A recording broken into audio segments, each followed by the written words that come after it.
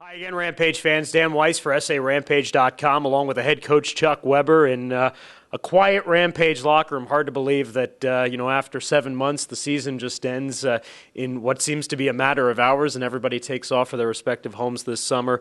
Coach, obviously the season didn't end maybe the way you wanted it to end. Having said that, it was the best season in Rampage franchise history, a series win, and then a hard-fought series loss against the number one overall seed in the conference. And although I know at the end of the day it may not necessarily bring a smile to your face, there are a lot of small victories that you take out of what was achieved this year, don't you? Well, yeah, I know a lot of our fans and people in the San Antonio community thought we had a great year, and I would say we had a good year. I think it was a great rejoining of the relationship between the Panthers and the Rampage for year one. I think we got things off to a good start that way. I think we showed the fans the young prospects that are on the horizon. While taking some familiar faces and putting them in important roles. And I think the boys showed the character that this group has had back since training camp in September.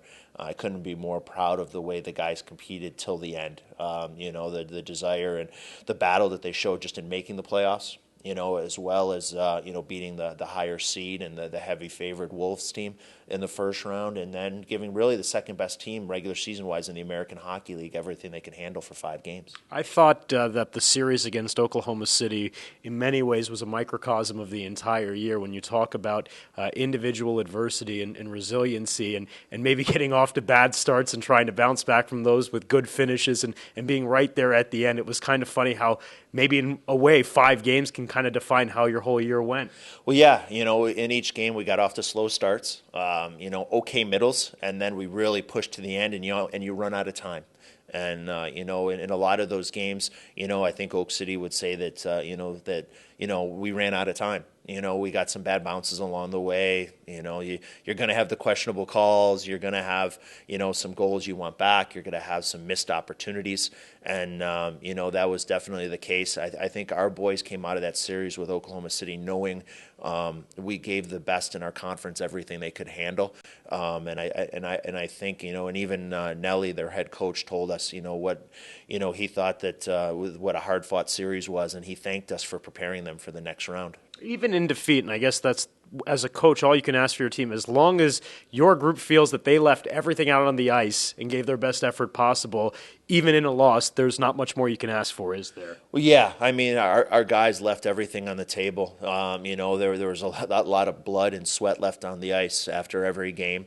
It's been kind of that, like you said, that series has been kind of us struggling to score at times, special teams up and down, kind of thing. And, and from Jacob on out, I think we saw a lot of great performances, and then we saw some just okay performances, and I, like I said, though, but as a whole, I couldn't be more proud of the effort that those guys gave, from our Black Aces that, the fans didn't see how hard they were working every day, to the veteran guys, that have a lot of playoff experience. And I know it's tough here, only maybe 72 hours after the season coming to an end and guys taking off. But if you put everything in perspective right now, some of the biggest highlights, some of the biggest things that you will take from this season as you go into the off season and prepare for next year. Well, from an individual standpoint, seeing guys like Greg Rallo and Bracken Kearns get their first NHL game. That was definitely a highlight for me, being able to make those phone calls to let them know that they were going up. To see guys get their first games like Colby Roback, some of the younger guys, coming in, seeing the improvements of guys, from early in the season, seeing guys like Justin Vive, who, didn't even make our team out of camp and had a big impact on us down in the playoff push.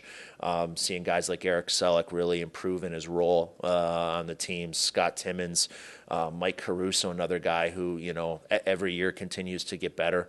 And the other veteran guys, seeing Mark Cullen have the success he did, Billy Thomas, Bracken Kearns kind of being our big line most of the year, after slow starts. This I don't think there's any guy in this room that would say he had a great start by any means to the season. Michael Repick with having another solid year for us in this organization. Getting John Matsumoto in the trade from the Carolina organization was a big part of our success. So I think from the team standpoint, really seeing this group, take on an identity. We talked about being a good defensive hockey team, and seeing the guys playing to that throughout for a good part of the season. You're going to have your highs and lows, but I thought that was a real credit to these guys to embrace that and to not accept losing. And I thought that was a credit to the leadership group that we have here, led by Nolan. That it became part of our culture that losing was unacceptable. And they talk about grown men in tears and stuff like that. And we had a number of tears shed after Game 5 that guys knew that our season shouldn't be over yet. And I think that shows the care that these guys put into the season. Well, as one season comes to an end, another season beckons in a few months' time, and the planning for that season will begin really in a matter of about 6 weeks, as free agency will kick off on July 1, and then we'll go obviously into building next year's team. You have players that are under contract for next year, specifically the captain, Nolan Yonkman, is back for a second season. You have Scott Timmins, Colby Roback, Jacob Markstrom, if he's here. Those guys are still all under their first entry-level contracts, and some restricted free agents too, so there will be some pieces back from this year's team. The question is, from what you saw this year and what you need to do for improvement, how do you and Mike and the rest of Florida go about building this team for next season? Yeah, I mean, yesterday we finished up our exit meetings, and Mike and I started sitting down and trying to fill some spaces. We're going to have some tough decisions to make. Like you said, we got some guys. It's one of those things, we didn't want anyone leaving San Antonio with a mindset looking forward to coming back to San Antonio. It's looking forward to battling to be a Florida Panther. These guys love San Antonio. They love competing and representing this community. But really, when all is said and done, their goal is to play in the National Hockey League. Like you said, there are guys under contract for next year. Nolan Yonkman, Roback, Petrovic. Is a few three defenseman pieces there, forward-wise. Timmins, Drew Shore, Quentin Howden. I think I'm missing a couple guys. We have some restricted free agents that have to be qualified, and we have some tough decisions with unrestricted free agents, as we have 11 guys next year that are either going to be a vet or an exempt vet, and you're only allowed to carry 5 and 1. So we're going to have some tough decisions to make there, and there's going to be a lot of planning. It's going to be sitting down with the scouts, looking to see if there are some players out there. I think San Antonio is going to start becoming a destination. And that's the plan, where free agents look at this as a place that I want to go, hopefully springboard my career back to the National Hockey League, but be able to play in a great town with fantastic fan support, in a great building, and, and be able to have a chance to win a Calder Cup every year. I often ask players kind of what they learn about themselves during the season. I ask you, what have you learned about yourself and, your methods and philosophy as a coach as you complete your second year in the American Hockey League? Well, I think I definitely learned from adaptation. As the year went on, we had to kind of tweak some things along the way, based on our personnel. So I think from that standpoint, handling adversity. I don't think I've changed from my outlook as a person. I think I'm genuinely a positive person, trying to teach the guys through that way. I think I've learned I can be harder when I have to be, as this, things were a challenge this year, and guys had to be held even more accountable than in years past. But yeah, definitely learning. You learn every year from an X's and O's, how you handle people, how you teach, and it's managing those individuals, not just the team. And we had a great group of guys this year, which that wanted to learn. We had a lot of guys that that when you're hard on them, even in a meeting, they still said thank you, because they want to get better.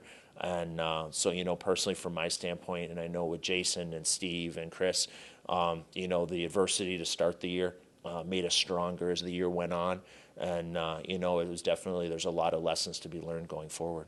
I know it doesn't seem like it right now, but September in training camp is obviously not too far off. So for now, I want to thank you for spending a lot of time with us over the course of the year, giving us insight about the team and throughout our broadcasts on Ticket 760. And obviously, we look forward to great things from this organization going forward into next season. Well, Dan, thank you for everything, helping with our playoff preparation. Being a great friend on the road and a lead scout for us. And, we appreciate everything you did for our success on the ice this year. Coach, thanks for the time. Enjoy the summer. Appreciate it, Dan. For the head coach, Chuck Weber, I'm Dan Weiss, here on SARampage.com.